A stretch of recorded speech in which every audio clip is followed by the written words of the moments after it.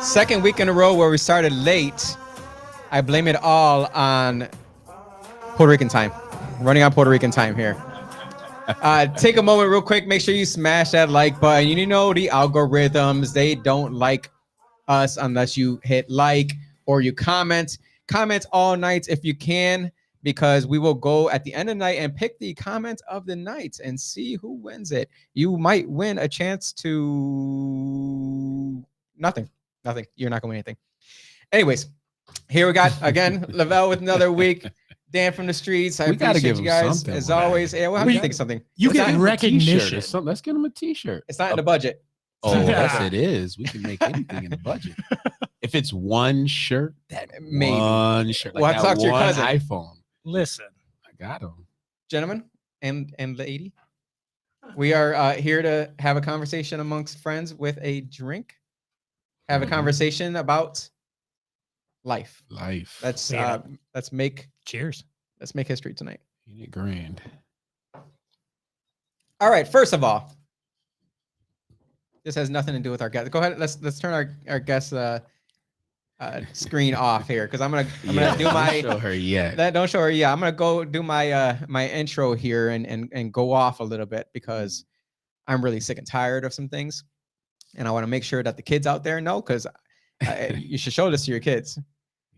This is specifically for my child. What I would say to my child. All right. If you go the path of purchasing an illegal firearm and then going and putting people at gunpoint and robbing them, you are bound to probably get shot by somebody. If you try to rob me, you're going to get shot.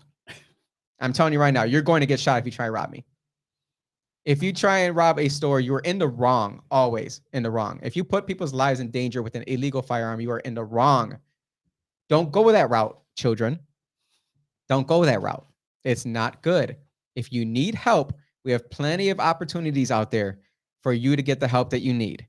Lavelle will be sure to take you on under his wing and guide you in the right path of how to become independently wealthy, so that you don't even have to turn to such nonsense as purchasing an illegal firearm so that you can go and cause a ruckus. Don't do it.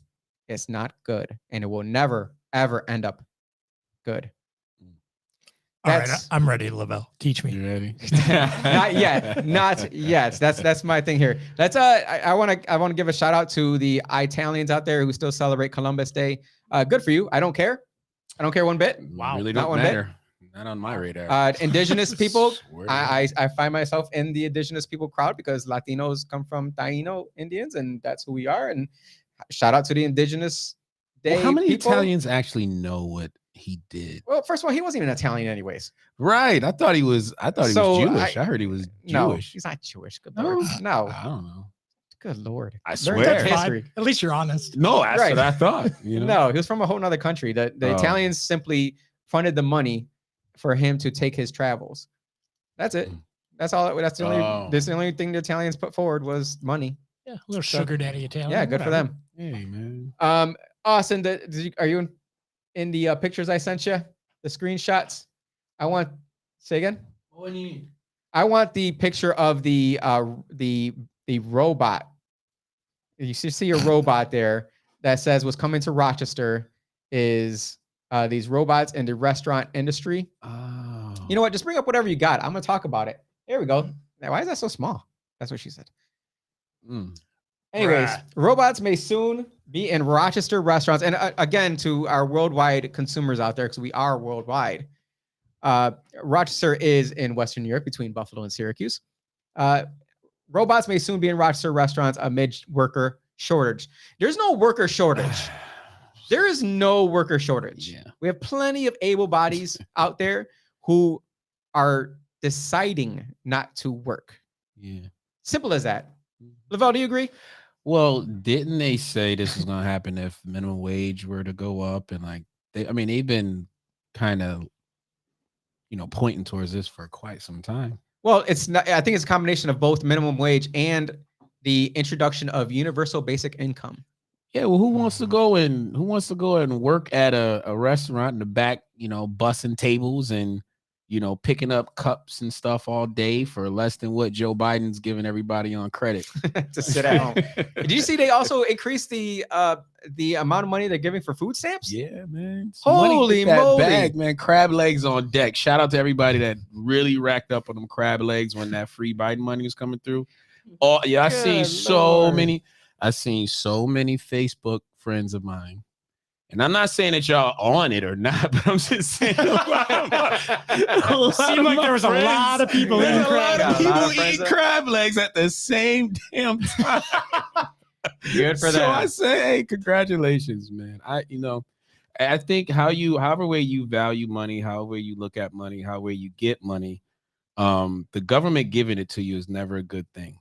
You know what I'm saying? It's never a good thing. It never works out. So it has never worked out since 1965. Never. And sooner or later, those crab legs will dry up. Crab legs are weird, anyways. You put a lot of work in for a tiny bit of meat. Austin, bring in the. Well, that's the point, Jose. You got to work for that little bit. That's kind of what we're doing. No, I want it pre-broken. No. I want those legs broken.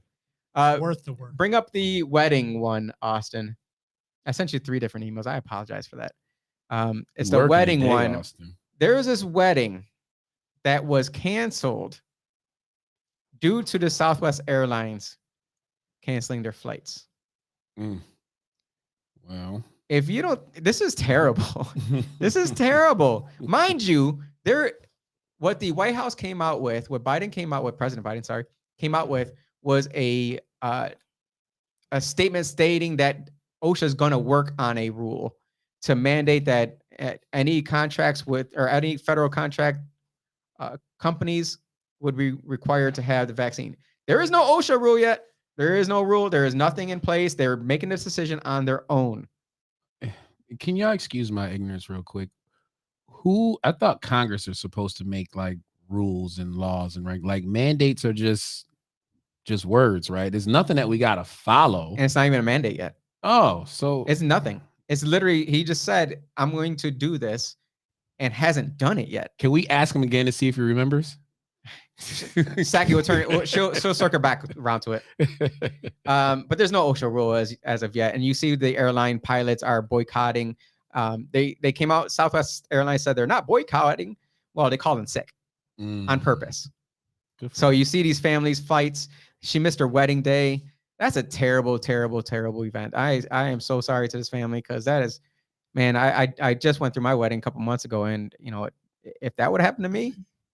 Woo. But they don't care. I mean, look at the last, 2 years that we've had when everybody had their weddings canceled and they had to wait a year and a half just to even try and get something. They don't care. They don't care about anything that we want to do, think that we want to do. It's whatever agenda that needs to get accomplished, and we're gonna suffer until we fight back. But we don't do that. Well, right. I really think it was on her because destination wedding 2021. What? You got to be able to drive to your wedding. All right, I get it. Pull up the supply chain, please, Austin. The supply chain one, where President Biden has announced new measures today to help ease the supply chain crisis. Mind you, this came after Governor DeSantis, the world-renowned governor, man. I love Governor DeSantis. At least state-renowned. Yeah, he is amazing. He called out to all the shipping companies out there and said, "Come to Florida. Come to Florida. We got the workers at the ready. We got the trucks at the ready." He's the Suge Knight of politics. That's a comparison. Come to death row. If you don't want your presidents all in the videos, yeah, smelling your daughter's hair. You know what I'm saying? Come to Florida, man. Shout out to DeSantis. He's a good guy. And the last, of course, I'm sorry, Biden. He announced the measures that he announced is that the port of LA is going to start running 24/7. How long did we have ships out there for the president of the United States to finally come out of his basement and say, maybe we should open up the port for a few more hours? But he had to wait till DeSantis said, "Yo, come this way. I got you." Hold up. Hold up. Let me work with the state to get the shipping containers off these freaking boats. So he woke up. Shout out to President Biden for waking up. The last one we have here before I bring on our esteemed guest here. I'll bring up the tweet from the Las Vegas Raiders. Oh, yeah. Listen, what the hell happened to the Raiders? The Raiders used to be badass when they were in Oakland, when they were in LA.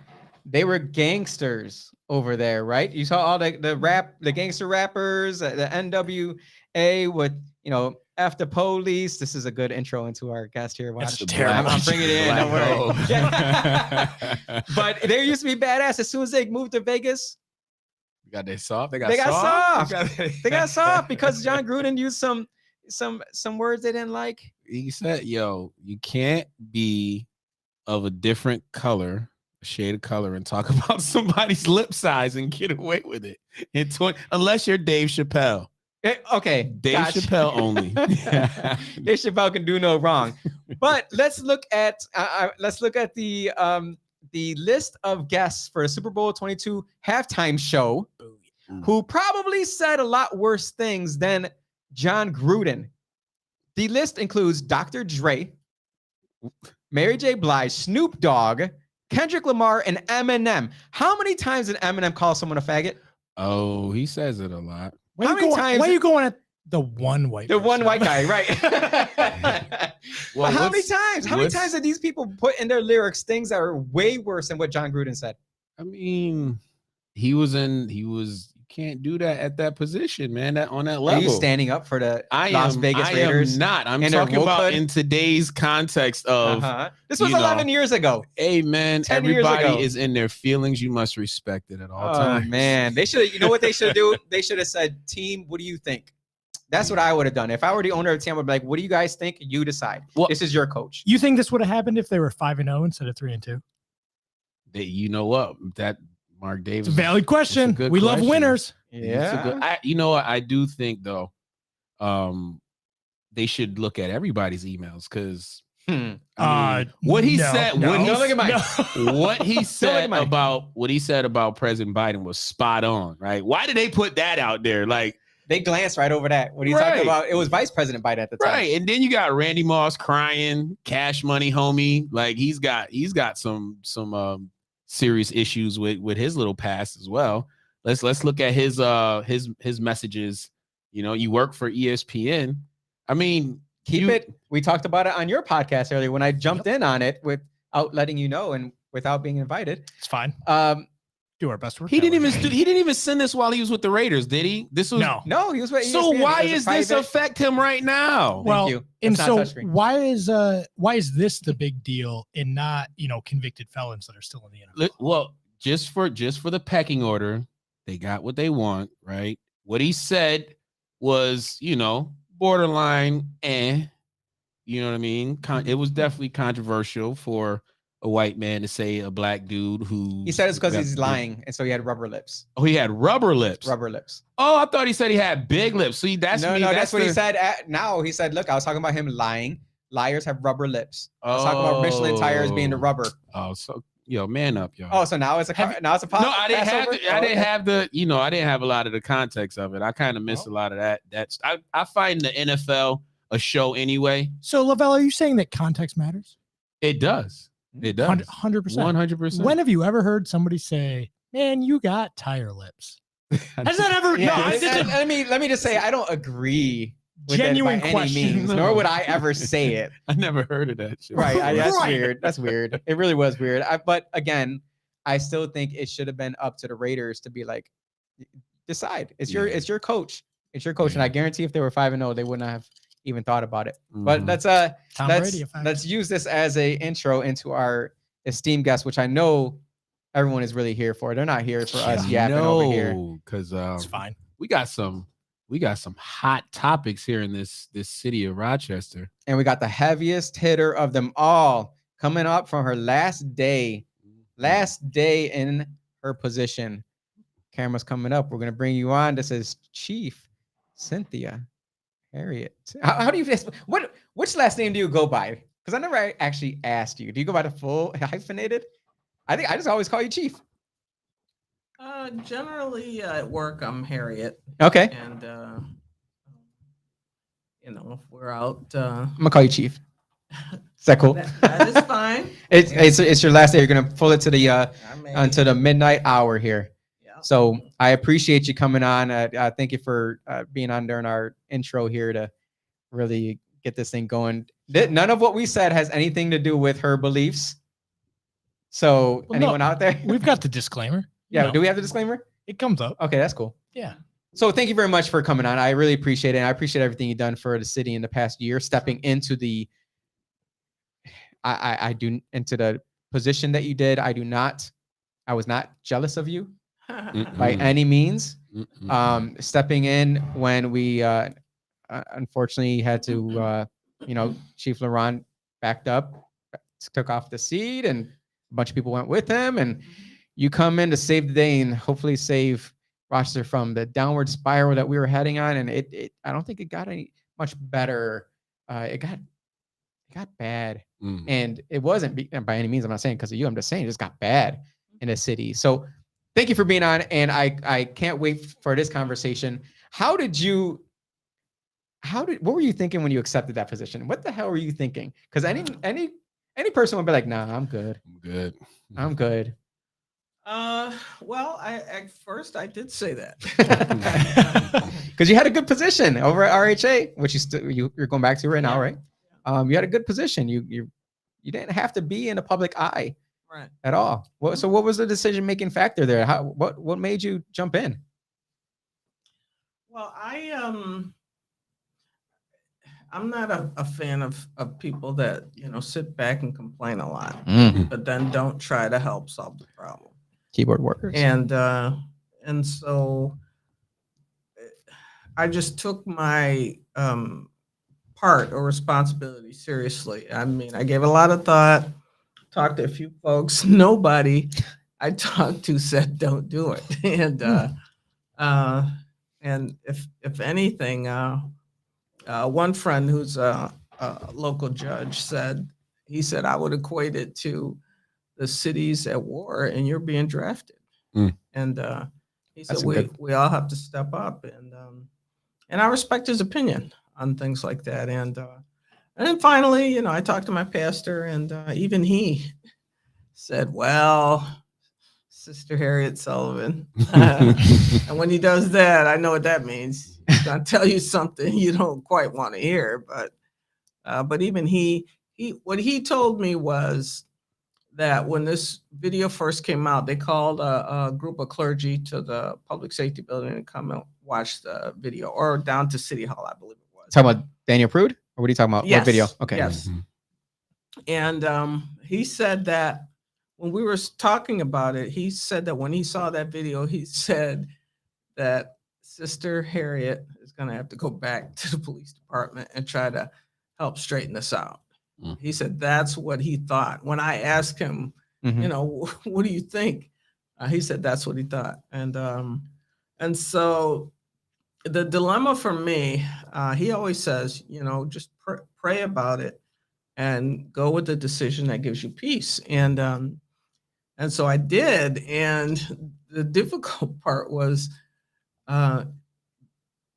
going back, taking the job felt like the right thing to do, but it wasn't peaceful. Oh, I bet.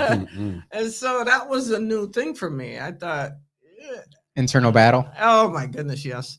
And I said, this doesn't feel peaceful. But saying no wasn't comfortable either. Right. And so that's where I just kind of came to say, let me do this with some parameters. I agreed to do it for a year, and it was actually initially less than that. And I was hoping in the meantime that would give enough time to do a search and get someone else in there permanently. You know what? Yeah, so that didn't work out. I'm gonna ask a question because I want to know, because there seems to be a pattern with working with this administration. Did you talk to any mechanics? Mechanics? Yeah, like any mechanics, bus mechanics, to kind of see what it's look like to get tossed under the bus because the first chief got tossed Oh, my completely God. under the bus. Whoa, I was trying to figure out, I was like, why the hell was she? Where is he going? No, I mean, the only reason why I asked because you had, I mean, there Nice was segue. so much going on during that time, and the scrutiny that the police chief, received. In your opinion, do you think it was fair, and did you have any, worries with working with the mayor as far as how she handles or conducts herself during, serious situations? Because it was tough for everybody, but do you think that you have any fear as far as how she would treat you after? Well, we spoke first, and I believe in being upfront with people, sometimes to a fault, but I'm with you.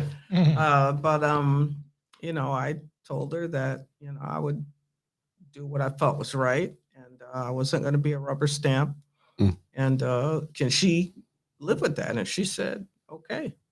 And she would be the first to tell you we don't always agree.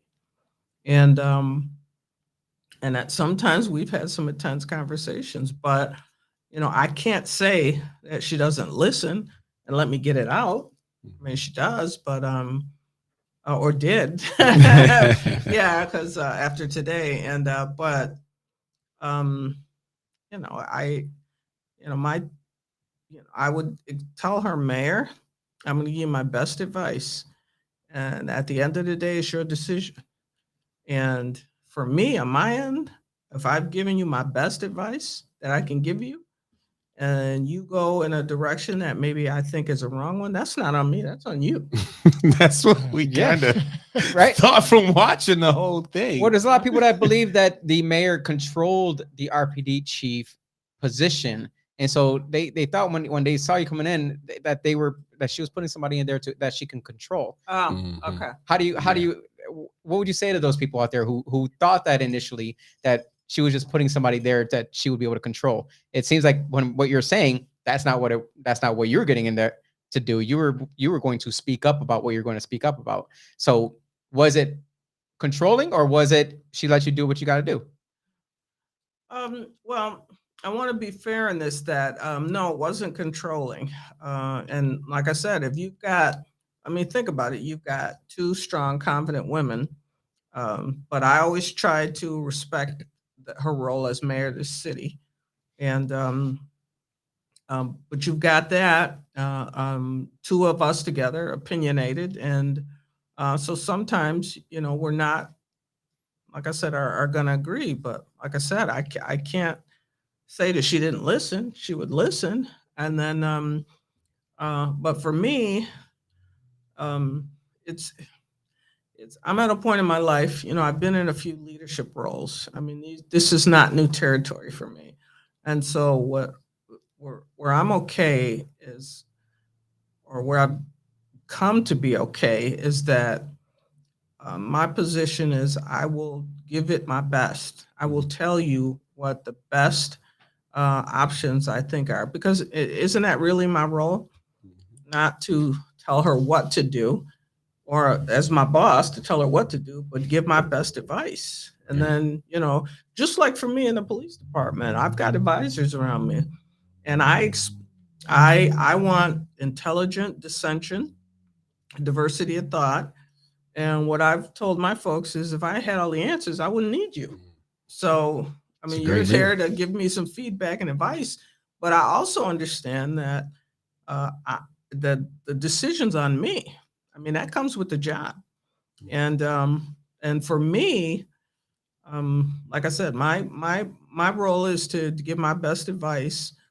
But like I said, if something goes south, and I've given my best feedback that I have, considering the different parameters, and then you go with a decision maybe I don't agree with, I don't lose any sleep over that, because Nice. I've given you my best advice. That's all I can do. Right. And what so- would Lovely, like, what would give her the confidence to overrule 20 plus years of service in that field? I'm just trying to understand how a mayor comes to a decision to override the general.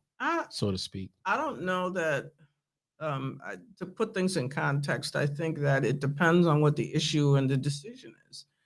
Sometimes it's not just about the police department or my feedback, but there are different parts that are make up the decision. It's not just the police department. There may be other things to consider that she's in more of a position to consider Politics. than I am.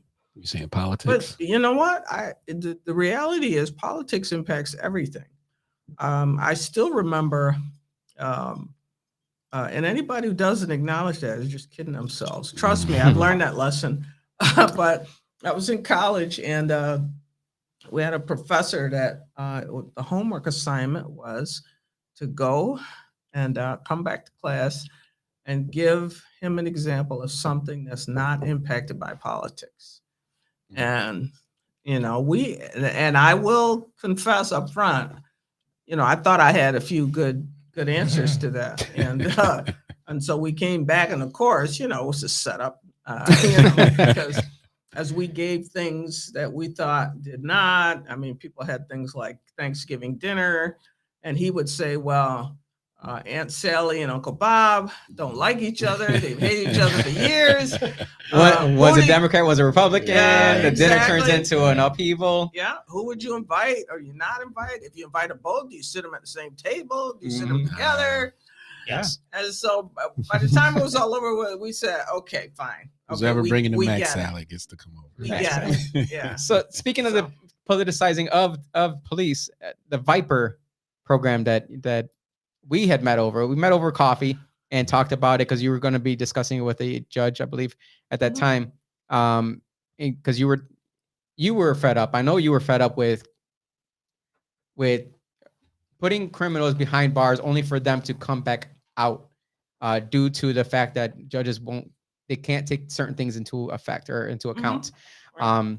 But it seemed as though Mayor Lovely Warren took credit for that idea, and people seem to think that way. But is that a decision you made, or is that a decision that came from the political side and said, "Let's go this route for the people"? Or is that something you said, "Look, I'm going to take this on. I'm going to do this, and Mhm. I've got the support of these council members, and this is what we're going to do"? What was the background behind the Viper program that you me and you discussed?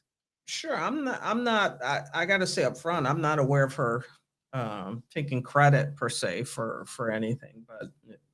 But in my position is that the issue is the crime problem and how it's impacting the community, how it's impacting kids. And if you got a better idea, then I say bring it, because that's more important to me. But having said that,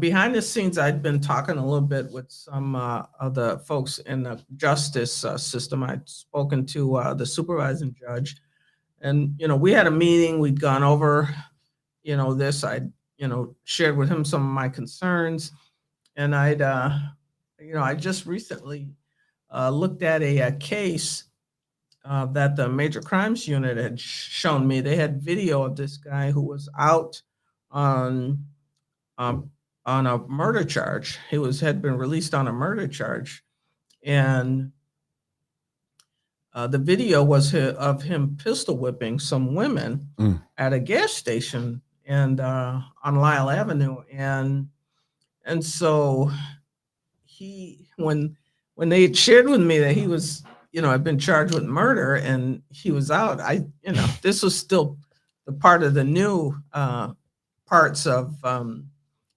being back in law enforcement that I wasn't familiar with, and I said, "Get out of here!" I didn't believe it, and So you ain't sign up for this shit, huh? so he showed me the information, and yeah, he was out on a homicide unit or charge, and then so we found him, and he was arrested on that charge, and then was released on that charge too. And I said, okay, no, this is, there's something not right here. And so we were having these conversations. And one of the things the judge explained to me, because I had explained this case to him, and he said that as part of this process, the judges cannot consider danger to the community. Isn't that insane? I would think so. But he brought out the criminal procedure law. We went over it together. He showed me the list, and danger to the community is not something to consider. Go figure, right? When did that change? And it was part of this bail reform process. Mhm. If the goal here is that, you had people who were being retained that should have been released that weren't a danger, I'm saying whatever it is, let's fix that. But to deal with this situation the way it is now, where you've got some pretty violent folks who really should not be out to prey again on people, I just have an issue with that.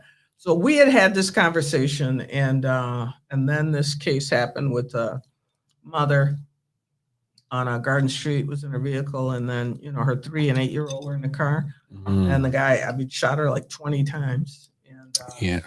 and then A massacre. They massacred her. Yeah, exactly. I was really, really, really, really angry over that one. And so one of my deputy chiefs said, that I took it personally at that point. And so maybe that's correct. Whatever it is, it was a tipping point for me. And I said, I'm really just done with this conversation, trying to work behind the scenes. So I asked to meet with Sandra Dorley and JP or James Kennedy from the U.S. Attorney's Office to determine whether they had more latitude in keeping people in custody, and they did. So we met in my office. I said, we just have to do something.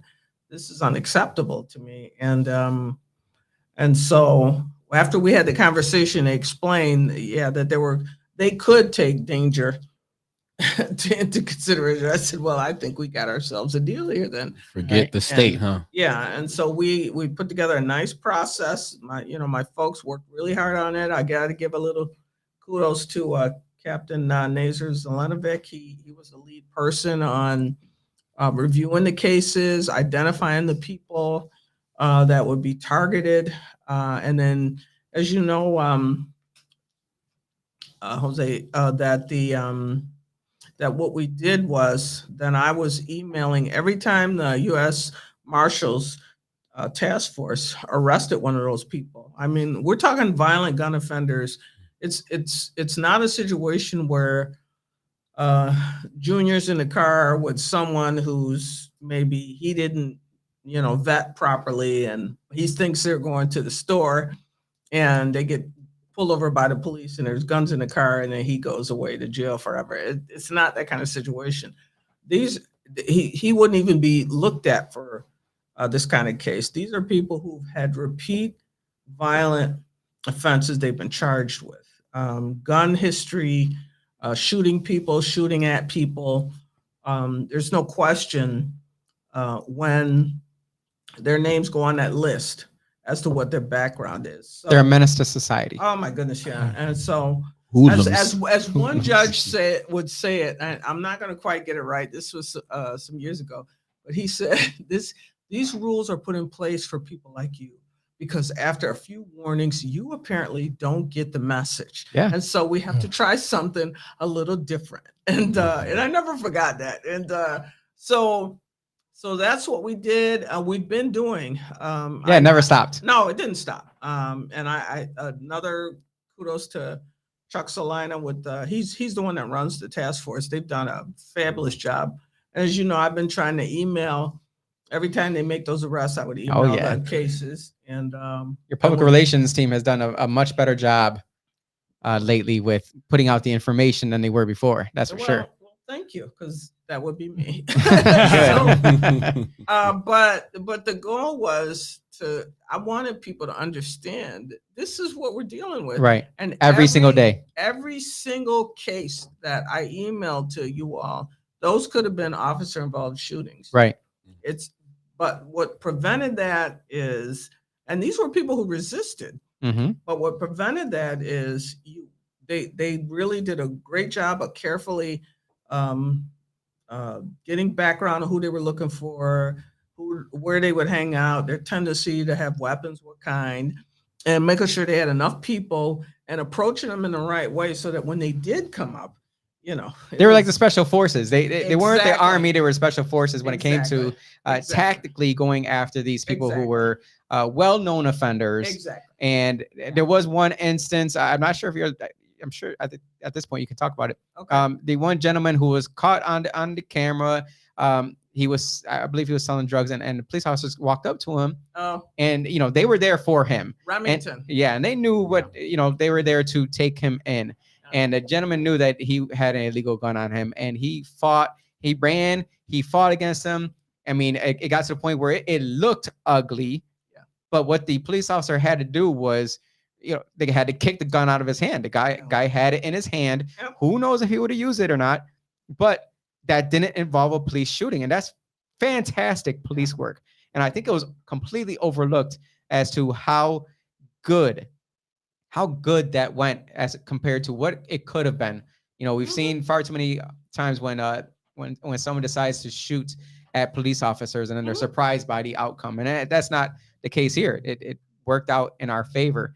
Well, a little bit more than that, though. He was targeted. He was on that list. Right. But he also was he had recently gotten out of jail. I don't think he was out a few months, and was a level rape. Was a right? level 3 sex offender. Level 3 is the highest you can get. The worst of the worst. Yeah, and but here's what's notable about that. Think about it now. If we didn't have the video, you had about 5 officers on top of this guy fighting with him to try to get that gun away from him.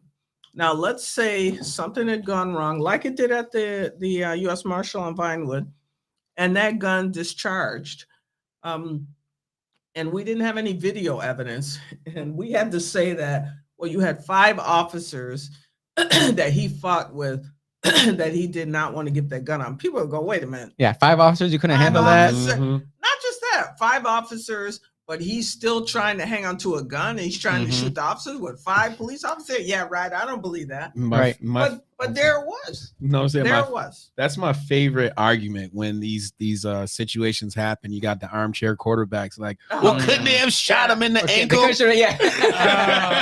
did they shoot his big toe? That would have stopped him in his tracks. They could have took him down better than that. Like, what if, how many people have you taken down? You can't even take your 4-year-old son down, let alone a grown-ass man. Well, what angered me the most about that entire altercation was the amount of people that come out afterwards with their cell phone in hands, recording everything. And really, that's scary for a police officer because they were yelling in his face. They were spitting on him. It was confronting and pushing the officers. Wow. The brother got involved. Some of them should have they would have been justified in arresting them, and they didn't. 20 years ago, everybody got knocked out. Oh, man, it would have been they got knocked out. CS gas everywhere. That weekend, my phone got blown up. Oh, I'm sure. I mean, about people saying that the officers, they kicked the guy. And I said, and one friend, I was explaining to her, I said, I know things may look bad sometimes, but we have to take a step back and look at all the information and then make a decision. And I said, I've been doing this for a long time. You cannot rush to judgment. Rushing to judgment is not far too often. The other thing I will tell you is people are consistent. If I'm going to rush to judgment in a case like that, then I'm going to do it for everybody else. So you may like it because in this case, it's something you want. But if it involves you and I'm quick to do that, then that's not a benefit. So, by the time we got that critical incident video done, but that's a tool to let people get as much information as possible so they can have a better assessment. But they don't care. There's groups out there that don't care. No, I agree with that. And they'd rather protest and fight and bang on windows. Us, but it shouldn't stop us. Absolutely. And you guys do a fantastic job of it, but it's not fast enough for them, right? You can't let them drive the narrative. You have to get the information out there. And you know what I've said, sometimes we're not always going to look good, but it is what it is. We still have to get that information out and we got to let the public see, and then they can decide. Yeah. And speaking of not looking good, there's been some good officers that have left this past year. particularly those in high-ranking positions that were there and they left as soon as the whole Iran Singletary thing went down. Mhm. What do you say to that? What do you say to the people when a lot of police officers this past year have retired? What are your feelings on that? What do you say to the people out there to help let them know what's actually happening within RPD and how people feel? How do officers feel right now? It's tough. It really is tough. It's difficult You can move it. for me to watch. Oh, thank you. For me to watch and to see sometimes when they get the criticism or the pressure, and it's especially if it's unfounded, it's not true. But at the same time, if we're wrong, you've heard me say that too. Then we own it and we fix it and we move on. And that's not, to me, rocket science. That's not complicated. You fix it, you do your best to fix it, you identify there's a problem and you fix it and you move on. But here's the thing, and if you remember nothing else from me, is that right now the conditions in law enforcement are pretty it's pretty precarious in that you can't keep beating up on officers in this profession and get things to a point where no one wants to work here. Then we get to a point where we're at a crisis level for hiring and recruitment. And this is across the country. There are always residuals for things like that. To me, this is no different than years ago when we were, you eliminated money for behavioral health programs, knowing that there was not a plan in place to deal with that population. And then you kick the can and said, well, somebody else is going to deal with the problem. This to me is no different. You're going to have, well, I shouldn't say you do have issues around law enforcement retention. This past police exam, we used to have thousands of people sign up for it. But the very last exam, 500 people signed up, 177 showed up to take the test. Jeez, that's terrible. Now, what happens?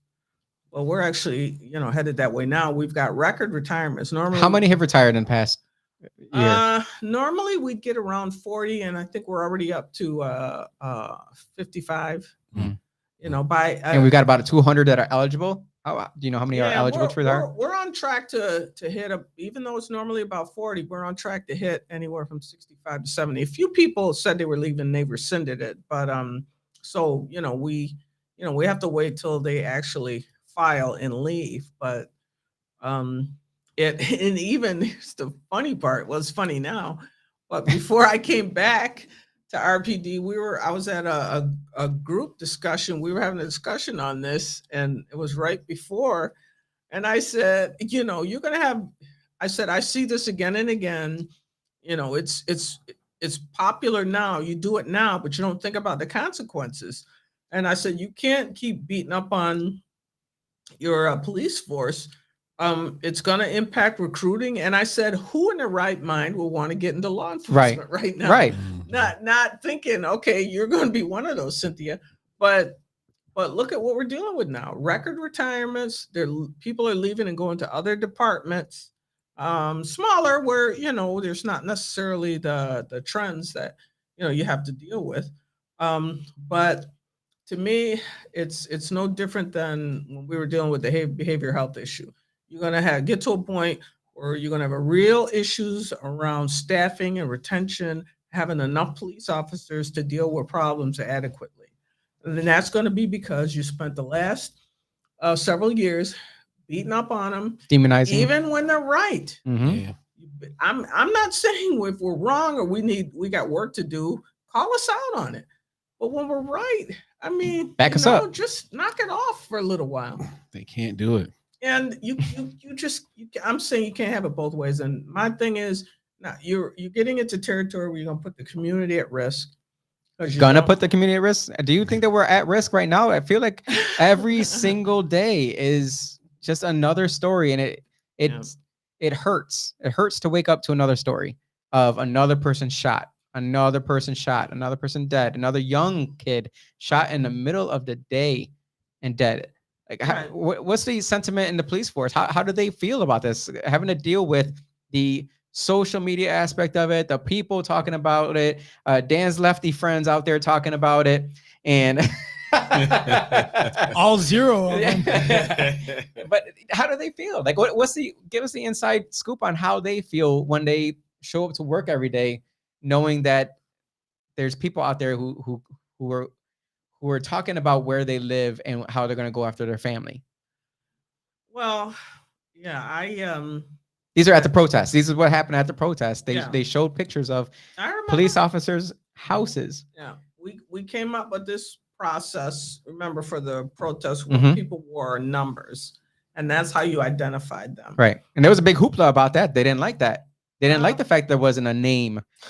How dare you put a number that we Well- have to remember? You know, if your goal here is to, if you think something's inappropriate and you want to complain, well, all you need is the number. Mhm. And everybody had a separate and distinct number.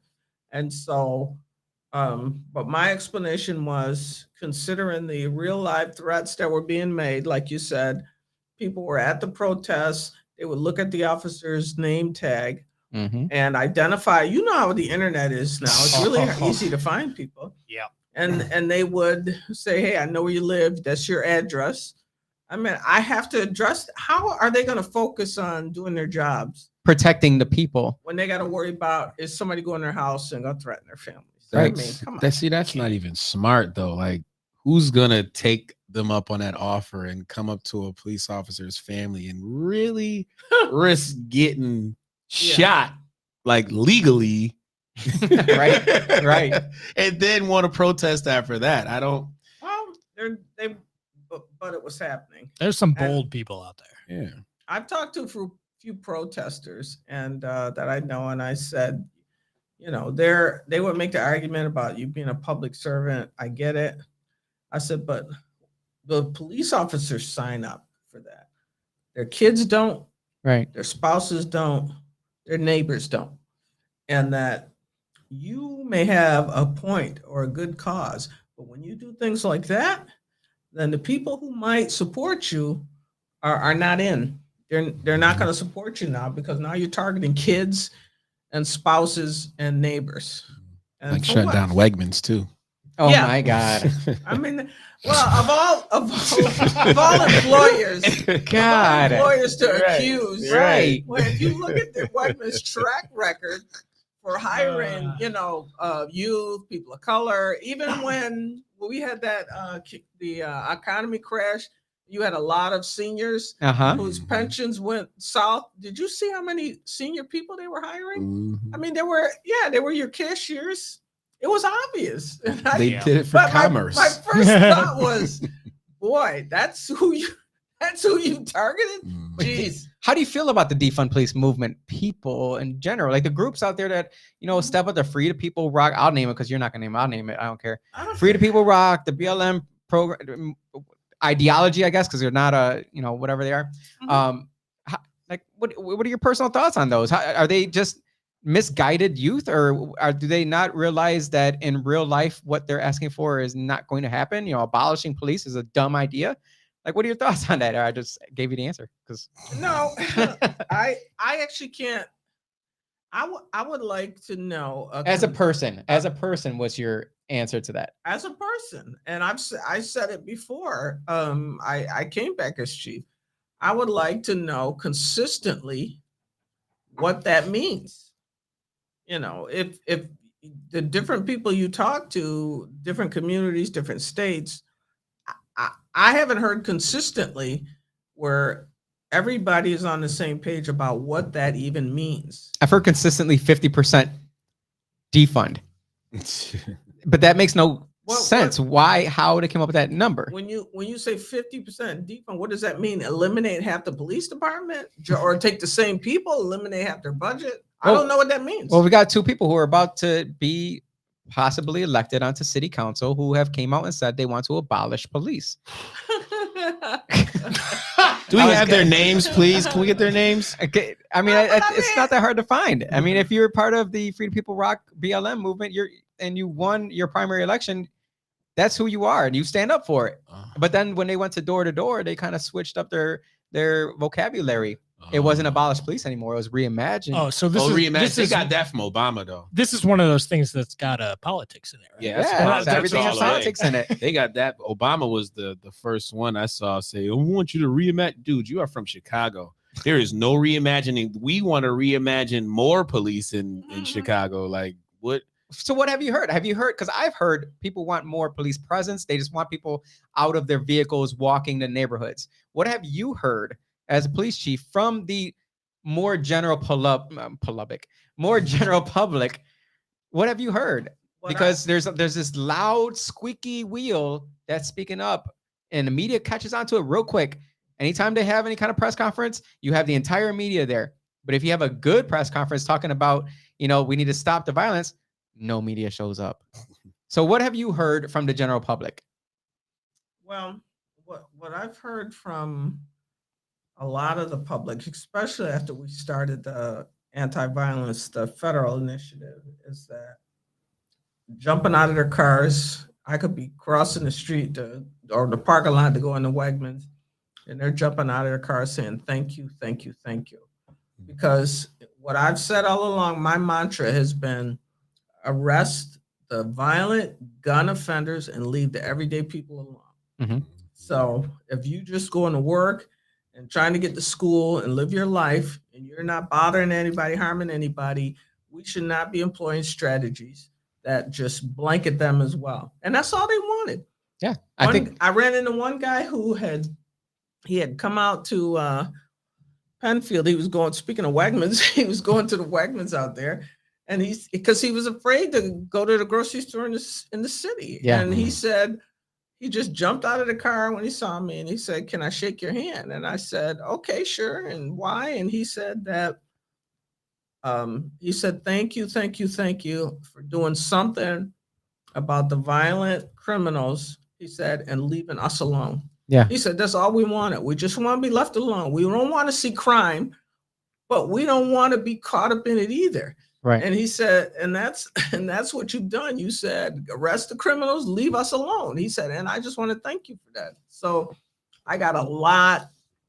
I really wish I could have grabbed a video of each time that happened and show it to the officers. You don't have a videographer standing behind you everywhere you go? Got to get that body cam. Right. Come on. Got to do it for the gram. I do now, Carlos Alvarado. Carlos Alvarado? Oh, Yeah, I met him yesterday. I got to let him get up to speed, but I would hear a lot of feedback on that.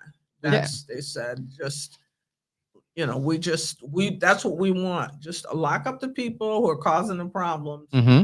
And just leave us alone. And so we didn't employ strategies where you would come in with a traffic detail and anybody who came in that neighborhood, even if you were coming home from work, you got pulled over and because of tents or because you're traffic tickets. We didn't do that. We just, our details targeted, like the Marshals Task Force, targeted those people. Well, do you think that the quality of life issues though took a beating? Because it seems as though the mundane issues have also risen to the level of people are just sick and tired, and they're willing, or it seems as if they're more willing to take it on themselves. Meaning, like ATVs, dirt bikes riding through their backyards, because we have Turning Point Park in Charlotte. So they're just riding down the trail, even though it says no motor vehicles there. They don't care. So what do you say? Not only do you say what do you say to those mundane, and I shouldn't say mundane issues, but quality of life issues, but also where do you see reimagining police? Where do you see the police of the future, or how do you see them? I say make up your mind that you've only got so many officers per section right now, and I say this knowing that the public, most people don't want to hear that. They don't want to hear that the police staffing is at a level that you have to make choices on what your enforcement's going to be. The totem pole of decision making there. But and I will tell you this: those ATVs and those motorbikes, they're very unpopular with all citizens at all levels. They hate them. They're noisy. they're dangerous. But we had to make choices about prioritizing the violence problems, but the quality of life is important too. And so, for a little while we did those ATV details, and they went over very well. And people would come out, community members, they come out of their homes and applaud and say thank you, thank you, thank you. But that group tends to be they have a pack mentality where they're trying to intimidate people. So, community No, they members, just want freedom, Chief. Yeah, They just want They want freedom. to ride. yeah, Right. I want freedom too. Right, Yeah, I right. want freedom too. But they also, they got kids, and they're scared. But I still remember what that one woman said. I sent you the email, and she said, "Well, look how they're treating you guys. What do you think they're going to say to me?" Right. Yeah. and- Well, we saw with that one lady that went out at the Bathtub Billy's parking lot that yes. she ended up getting gasoline and oil poured on her Yeah. because they were doing freaking wheelies and donuts Yeah. and everything. And she just came out there and said, look, I'm trying to go to bed. So, and they look what she got. gasoline and oil poured on. Look what Old she got lady, for it. old lady. Ridiculous. Like, do you Listen. believe, and we were actually talking about this on his podcast right before this, I jumped in on his, he was asking if something about morality. What was it, Dan? That the idea of God is dead in our country. Do you think We've that's lost the central morality that Yeah. comes with. I was going to say the morality I could see. Yeah. Yeah, Yeah. that's essentially what I'm saying. The idea of God. So the morality that comes with that. Yes, I agree. I think mean, we've lost it. Yeah, I think when we asked police Chief Shepard when he was here, the two chiefs? right Two chiefs on we're this racking show. We're them gonna get up. LaRon on after he's done with his lawsuit there. Yeah, no, I know Shep for a long time. He's a good man. Yeah, Good guy. We were talking about just the miscommunication factor, and then we were touching base on politics, and also we were kind of tying in race because race is a huge issue, and a lot of our politicians have been piggybacking off the race narrative, quote unquote. I hate that word, but they've been piggybacking off of this and feeding it to the community. So my question, as far as in your opinion, given the fact that we can tell that you are an accomplished Black female police chief, and we do have a number of minority police officers in the police force, why does it seem as though when it comes to police situations or police brutality, they kind of dismiss the fact that we do have a lot of minorities within the police department? So you can't kind of tie police as being racist, but it seems like they kind of tie the two together. How do you kind of separate that and let the public or people know that it's not always about race? It's a case-by-case situation. How do you kind of break through that blockage of communication?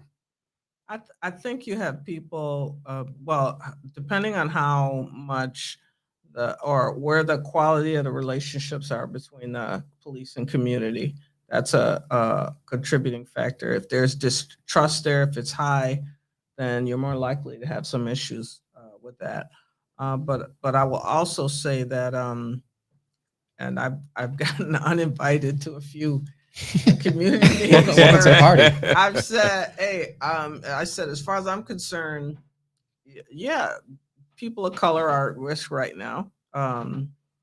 I said, and if Black Lives Matter, I'm calling out anybody who's responsible for it, even if it's other Black people. And because to me, it's hypocritical to have issues where we're dealing with problems like that. And I've got, like I said, a 3 and 8-year-old who are in the car where the mother shot 20 times. That 11-year-old who's sitting in his living room watching television, and he gets shot in the arm. I'm calling out anybody who's responsible. And like I said, as far as I'm concerned, it's hypocritical to do anything other than that. Accountability. And, yeah. Personal responsibility. What's that? We say that every week. Right. Accountability, and no one is listening. Well, and she's about it. She said it earlier. Right. She said if we're doing something wrong, call us on it. Right. And that's all it is about. And I love the fact that you're not hiding that. Like, if we're doing something wrong, call us out, but not don't just call out random things. You better have all the information.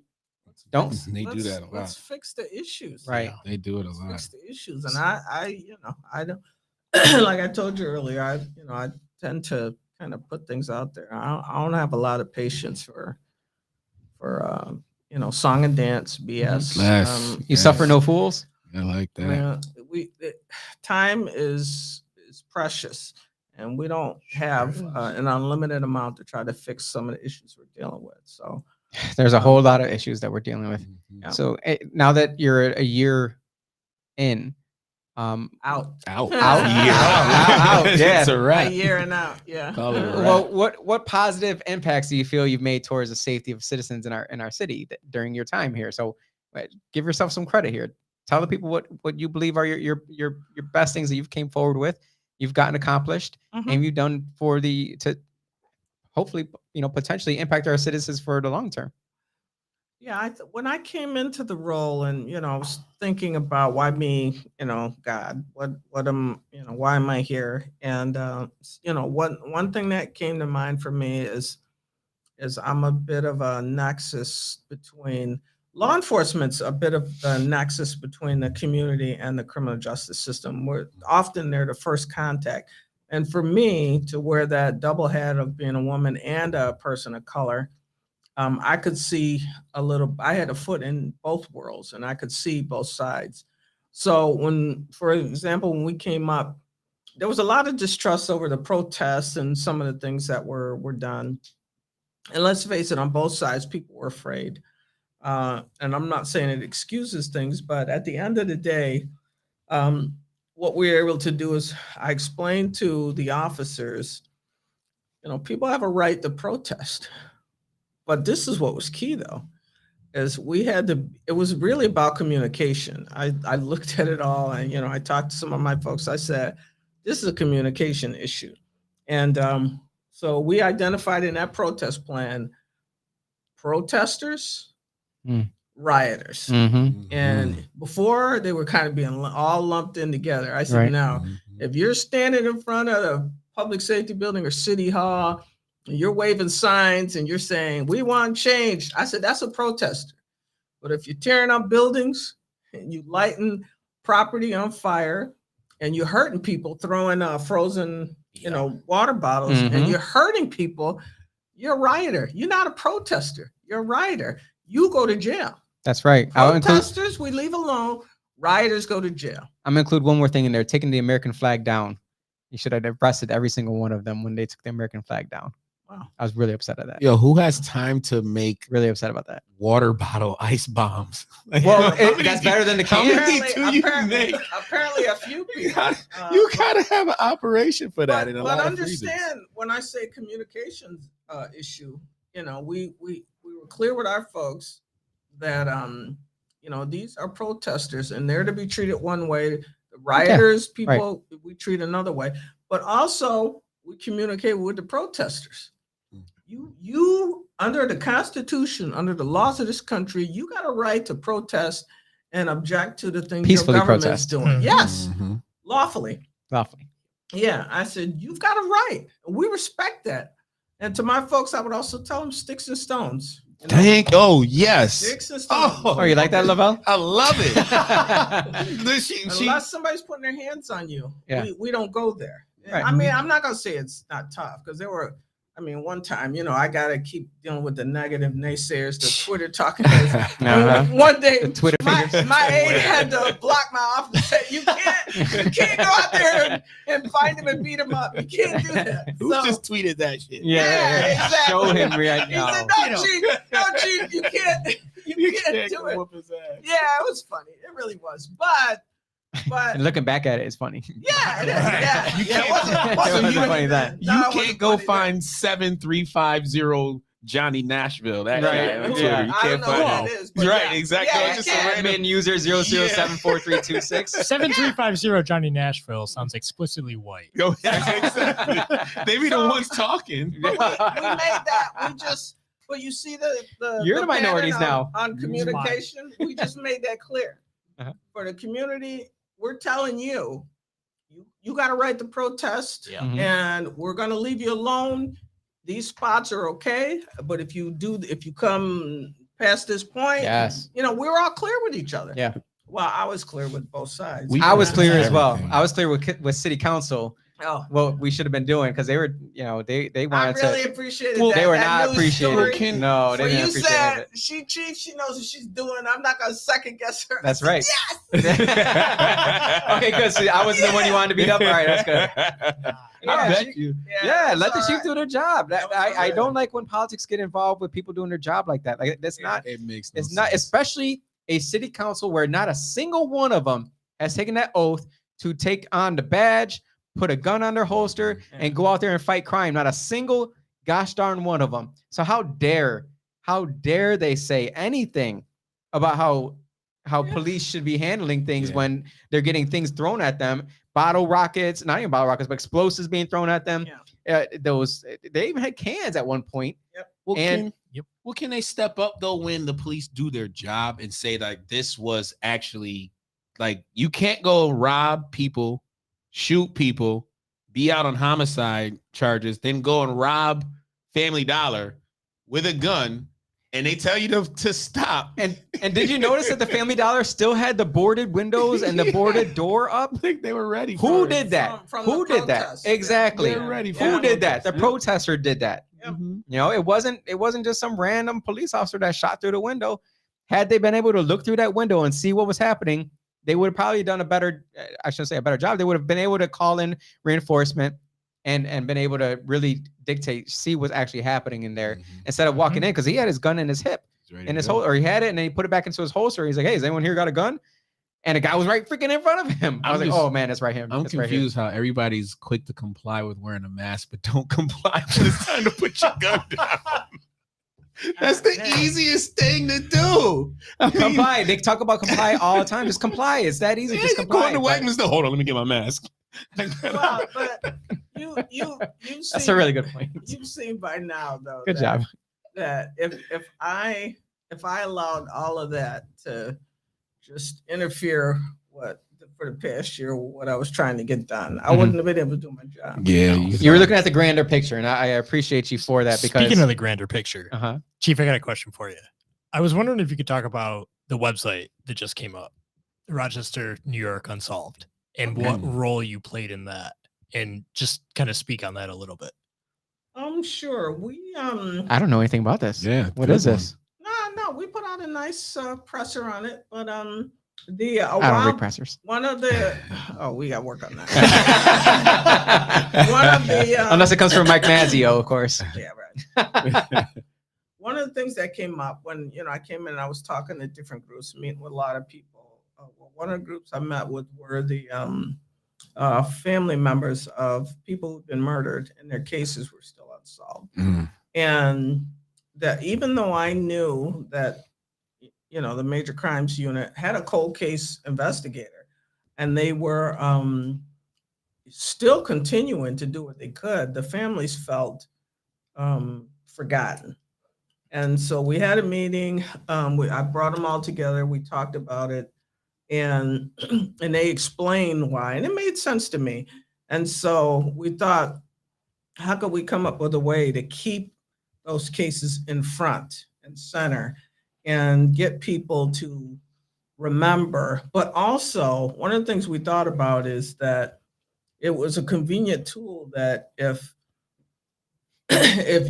we thought you had information about a certain case, all we had to do was send you to the website.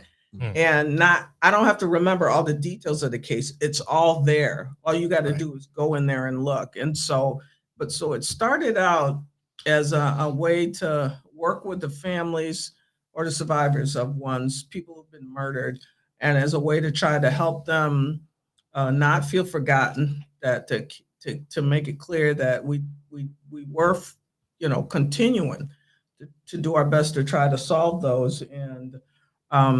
And when we were, it tears at your heart. It really did. Sure. So when we left that meeting, I told one of the women there, her name's Serena, and I said, I don't care. We're going to do this website. I don't care if I have to pay for it myself.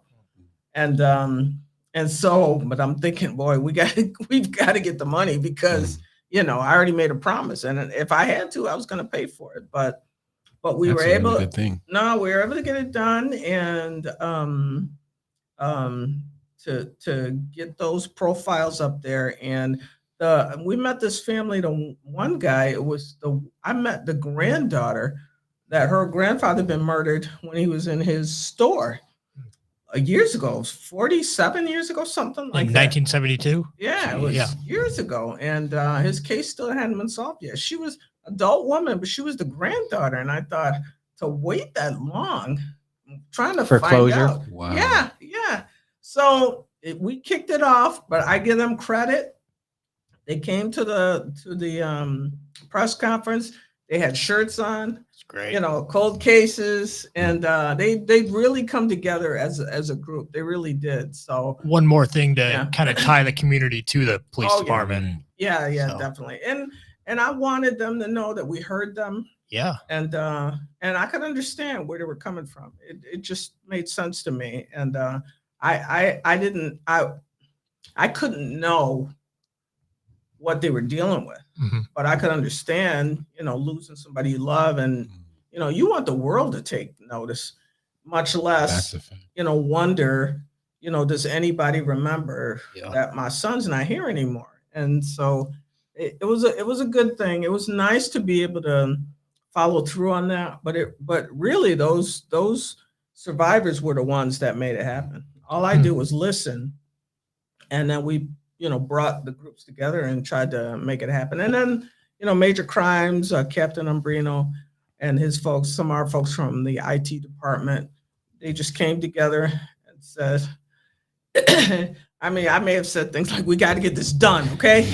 But everybody wanted everybody bought in. They all felt the pain of those families, and everybody wanted to come together and do what they could to help. So it wasn't just me. That's good, because it's Yeah. usually the victims and their families who get overlooked. It's always, it seems as if a lot of times it's the criminals who get kind of exalted or put on a pedestal, Right. when really we should be looking at the victims, the Mhm. ones who were put in danger, the ones who were hurt, the ones who were impacted the most. Those are the people who we need to be, you know, looking out for. So that's a fantastic website. Thanks Yeah. for bringing it up, Dan. Well, It's I will- so Rochester, New York, Unsolved. Yes. Yep. .com, .org. I believe it's .com. Yeah, it's common. Yep. But it really felt great to email them and tell them we were ready to kick off the website, and we were inviting them to the press conference. So, That's awesome. so they were excited. Well, people, the citizens, a lot of folks within the community don't really know what happens when you are a family that has a victim. The police department does stay in touch and really check up on you to see how your family is doing, and they do. The investigators, they come and they, Yes. you know, give you updates. They let you Right. know, you know, they're working on it. I can only imagine when the case gets cold, you know, that conversation, you know, how tough are those conversations, would you say?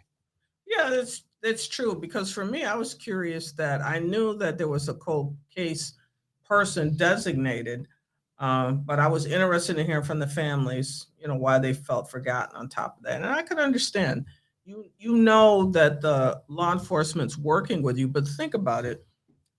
What does your reach look like if you're the lone investigator and you're going out asking questions and followed up on certain leads, or there's a website that everybody can look at, that that if you think someone knows something, they can just go and look at that website without feeling like anyone knows who they are, and they could leave an anonymous tip. Your Okay. reach is like this, Yeah. compared to investigators, you know, pounding the pavement. They're Yeah. dedicated, but they only have so much reach.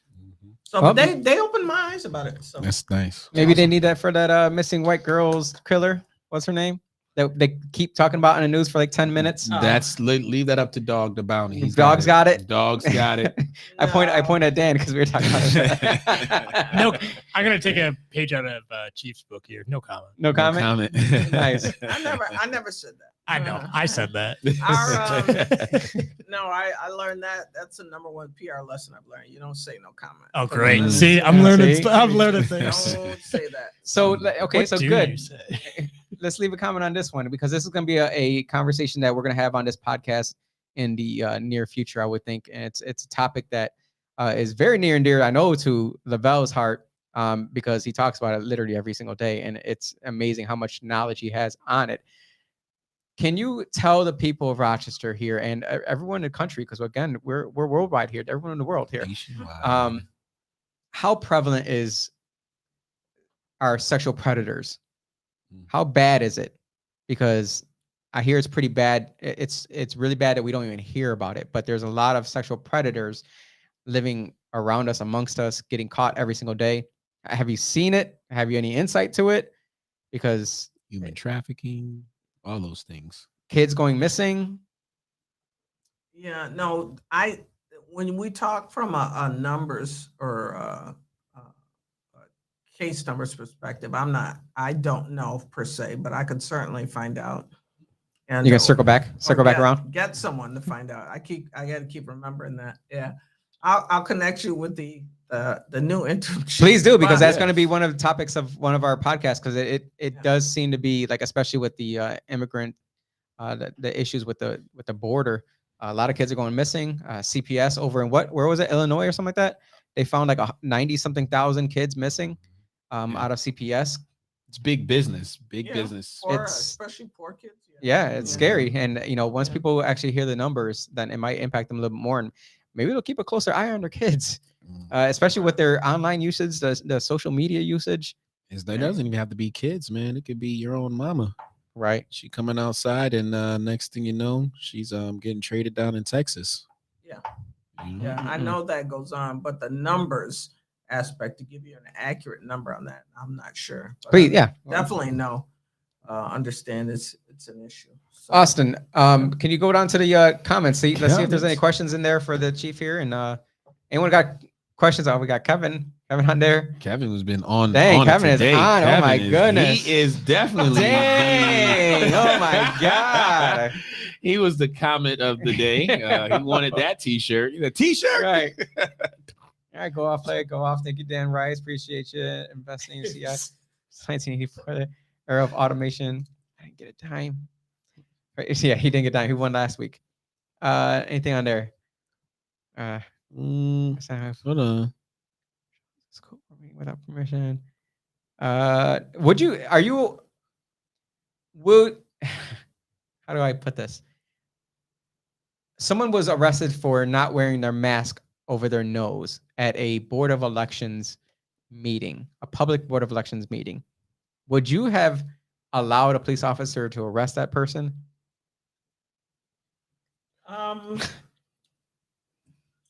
See that to me, let me give my disclaimer. That's kind of well, you don't need a disclaimer now, right? Right. You're free. No. 2 hours and 38 minutes. Okay. No, it doesn't matter. I'm still going to give it. That you got to do your homework up front on that. So I would have wanted to have worked with the Board of Elections to have a conversation. Board of Education. Education. Yep. Oh, okay.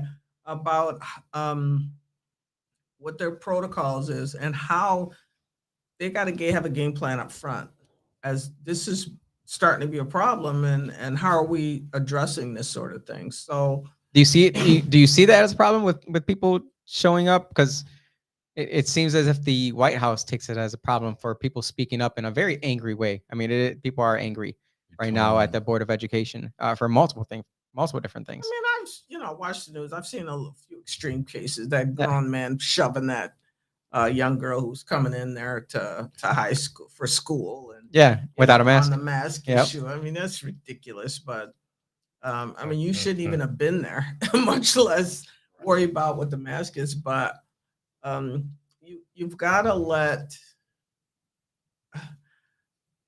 Here's the thing. I don't know how this has become so polarizing, but we dealt with vaccine and protection disease issues before. So I don't see this as any different. So I mean, it's a little difficult, because when you talk to me about my child, and they've heard this from me before, but I sent my daughter to school. I want her to back the exact same way I sent her there, and all this other stuff.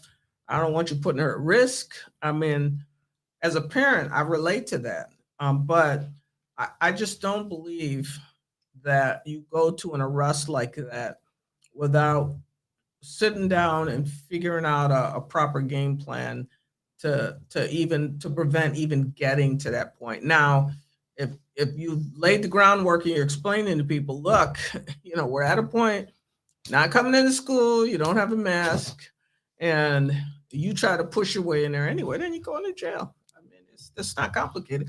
But if the conversation has taken place, Mhm. and we've said, look, parents, here's the deal. I mean, think about it. Most of those schools are on lockdown. You can't just walk in them. You got to press a button and be let in. Right. Yeah. And so if you're trying to bypass that, you're probably trespassing anyway. But I believe in a conversation, communication, make yourself clear first. And if that doesn't work, then you have to do what you have to do. Gotcha. And Yeah. John Dietz has a really good question That's here. a great question. I'm laughing at it. He says, was it hard listening to Mayor Warren's views on law enforcement, knowing she was under investigation and indictment? That's the question of the day. That's a really good question, Jim. Or Jim? No, John, right? Yeah, John. Yeah, I think that and here's the tough part. I'm not singling the mayor out, but anytime I'll single her out. Go ahead. No. I get it, all of that, but what I have to go by too is how she treated me, and The individual take on how you treated me individually. That's what you're saying right now. You can't judge someone based on how they treat somebody else or how they acted in another case. It's really just how she treated me was not any of concern to you because she treated you well. I'm hoping you're going to say yes. Yeah, I didn't. I mean, did I answer it for you? Did she treat you well? Yes. Did she hit you behind closed doors? You can tell us. No. Okay. Not for another 2 hours. No. Yeah. Well. So, no, I'm just kidding. No, I mean, there's that, and then there's who's ever been in a position where you're trying hard you've got to hold people accountable, but then I grew up in an environment where you have to watch that if you're going to set yourself up to hold people accountable, then you've got to be accountable. The whole glass house thing. Yeah, and I'm sure for her, this is I'm not, because to me it's I try to stay in my lane. My job is not to tell her what to do. She's the mayor, and my job is to run that police department, give her the best advice I can. Did you say how the hell you didn't know? Let this other stuff take care of itself. He said, how the hell you didn't know he was flipping birds in your basement? No, I can tell you that's not a conversation I would have, because like I said, I try to stay in my lane. Okay. That was a question I asked. I asked her, I was like, did you know it? She was like, I didn't know anything about this. I did not know it was going down. This is all, what was it, the sheriffs or troopers or something like that? That did it? She's like, well, I had nothing to do with RPD. Thank goodness. Everybody knew though, like just from around the way, like, how did she not know? Like, I knew that dude was back in 10th grade. Oh, man. Oh, really? Yeah, no, I don't be snitching. We don't be snitching on this episode. It's not snitching. That's a fact. Everybody's like, yo, come on now. We all do that. I don't know. And like I said, I don't get in her business. And my job was to run the police department. And I would ask all of you here, considering the year we've had with all that's gone on, you really think I had time? My name Bennett. I ain't in it. What somebody else is doing? I hear that. Yeah. There was a lot. That was a lot that you took on this year, and I greatly appreciate you taking on and taking on that burden, that cross to bear, because there was no winning. You taking that position, there was no winning. There was no positive that would have came from it, because whatever you would have done would have pissed somebody off. Yep. And everyone in Twitter land always has the capability of, hindsight 2020, and they'll talk all the stuff that they want to talk, but you won't see a single one of them putting their name in to run for any elected position because they don't want to be having their neck on the line for making decisions. So I appreciate you stepping out from retirement, looking like Michael Jordan over there coming out, putting on a different number. 4-5. Yeah. And, Can we ask what's next? Yeah. Yeah. What's on the horizon? I just really I want to say first that you got so many good people in that department that work really hard that even with all that's going on now, even at the level they get beat up on constantly, they're still out there killing it. They're still doing their job. Still out there killing it and doing their jobs. And I mean, if you think about it, if you condemn a whole body of people based on your experience with some, isn't that the height of prejudice? Mm. You know, isn't that Some would But- say. but I mean, Woo! the people that are prejudiced historically. wouldn't say that. Hey. It's usually I'm the minority. Usually, there's usually more white people than me or more black people than me. I am. Oh dang! You know what? I am the minority today. Dang. It's just like I'm saying. If Too worried when about people that. do things wrong, you deal with the issue and you hold Right. them accountable. But you don't just denigrate the whole department, Right. especially when you need them. I mean, you Right. just don't do that. And you've heard me saying I don't understand how you can beat up on your people and then wonder why you're not getting best customer service. I mean, why would you expect it? But like I said, in spite of all of that, like on my last night, I went I went out rode with one of the officers, and Can you say which officer got the pleasure?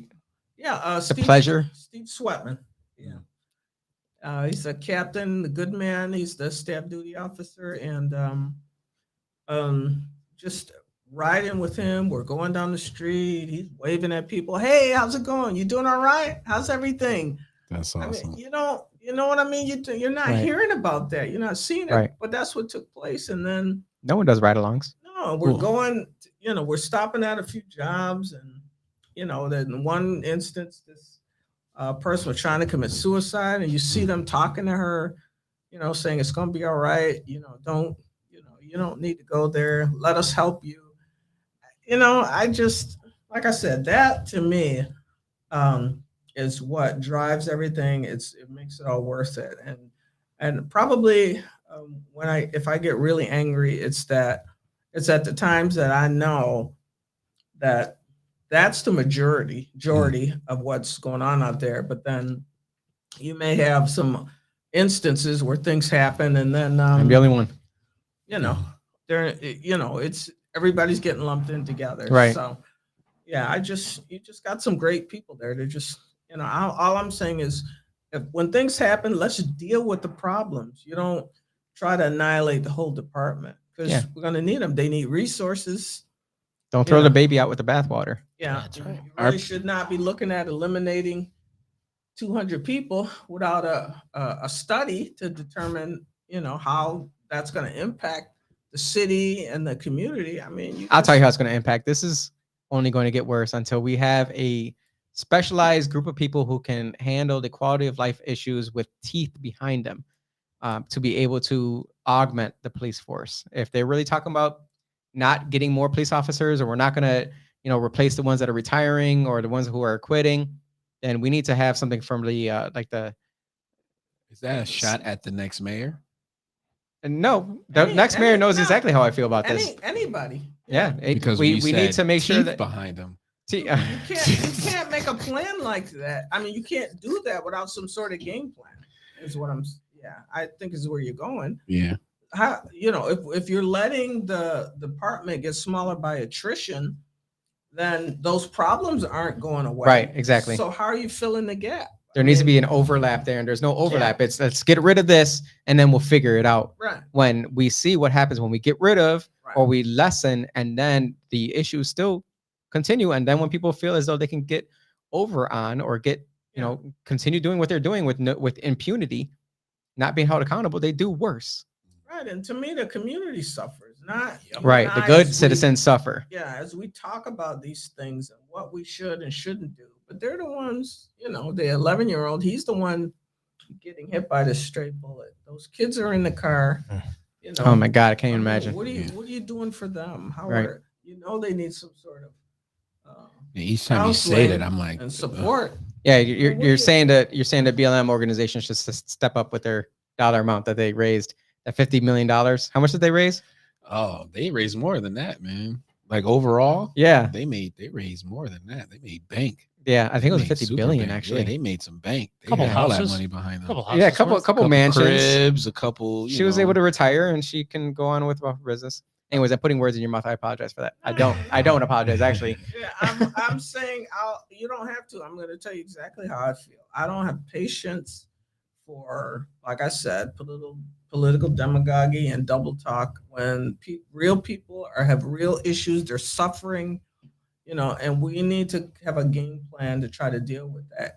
And you cannot keep calling. Think about it. I mean, when the violence started, it's where the police, why aren't they doing something? And then in the next sentence, you do a 360 and it's, well, get rid of the police. I mean, Right.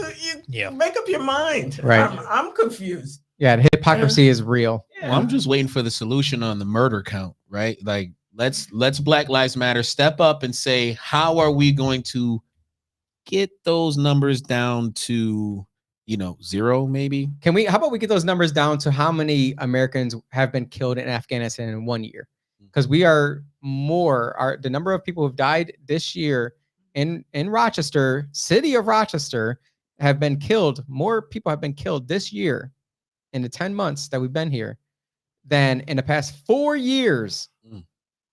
4 years. How many Americans have died in Afghanistan during the war in the last 4 years? Does that Combined matter? total. Do those murders matter? That's my question to Black Lives Matter. I've asked that every time I went and spoke to them. I got, told that the police is, we don't need them. I got told that they don't. Ridiculous. They said F the Constitution. There's nothing that has been even spoken upon about the murders and how those matter.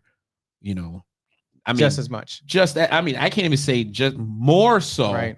More so because I do think the police, argument, just like you said, it's more about communication. This issue is bigger than communication because you're dealing with more, deeply rooted, century-driven cultural issues. And until Black Lives Matter address that front, they really have nothing that interests me whatsoever. Well, I gotta give it to them. They're like the Mike Mazzeo of their ideologies. Mike Mazzeo is very good at his job. He represents the Locust Club. He doesn't care what you think about RPD. He doesn't care what you think about anything other than what his police officers think about their job. That's the only thing he cares about. So I give that to Mike Mazzeo, who's very good at that. So BLM is very good at, I don't care what you say about black murders. But black I'm black deaths. though. Like I thought I had a seat at the table. As we've seen this past weekend, a criminal who shot at police officers and put 6 employees in danger was more important than the 60 people roundabout who have died this year in the city of Rochester at the hands of whoever it may have been at.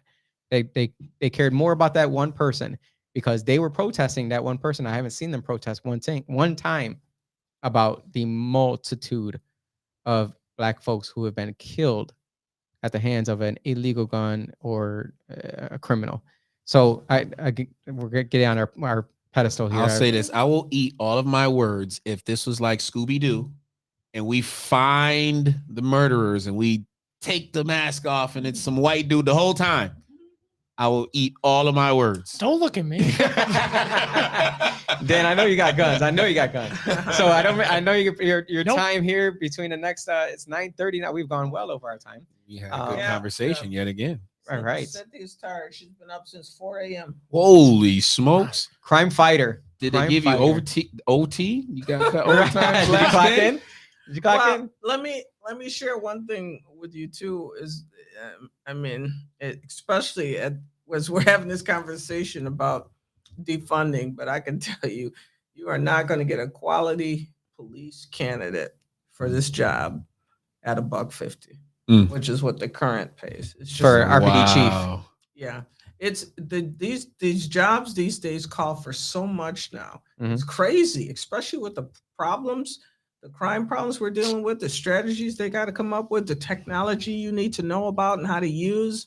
And then if you add to that Rochester and our special issues, you've got to sweeten the pot. And it's not, I didn't seek the job and really didn't want it. So it's not about the pay to me. Right. But I've got a few friends that people I've been friends with for years that are police chiefs. And I know what the top candidates get. Mm-hmm.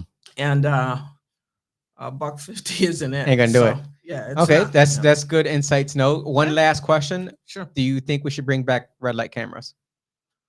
I'm not sure. I would like to know more about if they were helpful, how they helped, as more so than whether I know they brought revenue, but did they really did they impact the problem? Well, shoot, I know I didn't run any red lights, and there were definitely far I got less. bagged a couple times.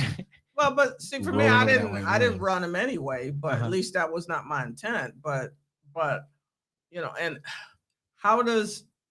Yeah, I would just need to know more about it. Like I said, did it really have an impact? On cost versus, what issues it saved the community. I would want to know about those kinds of things. Okay. Yeah. I'll get Dan on it. All Well, I right. appreciate your time here and so much. Thanks for having me. I appreciate had a your good time. thank you. I Yeah. appreciate it. And thank you for the last year of Yeah. stepping up and stepping into this position. Again, it was a thankless job, but I thank you. And I know that I speak for a lot of people in the city of Rochester that I thank you very much for what you were able to do in the 1 year that you were, at the helm here. So thank you. And thanks for coming on and being open and honest with us. And we had a great time as well, I'm sure. I did.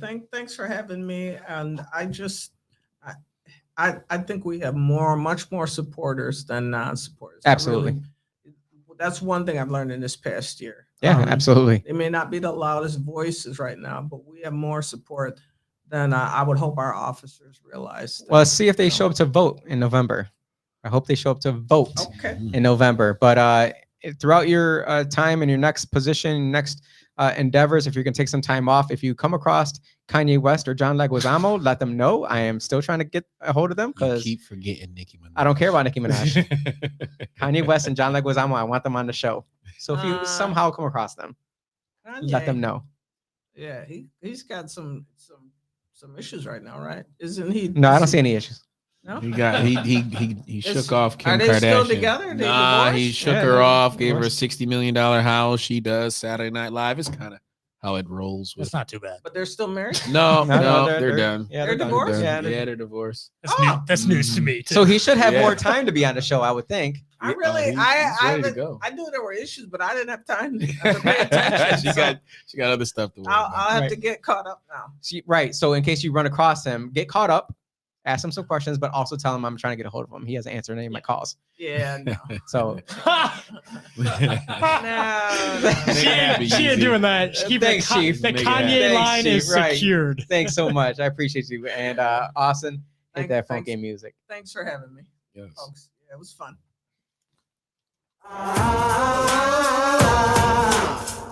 Ah,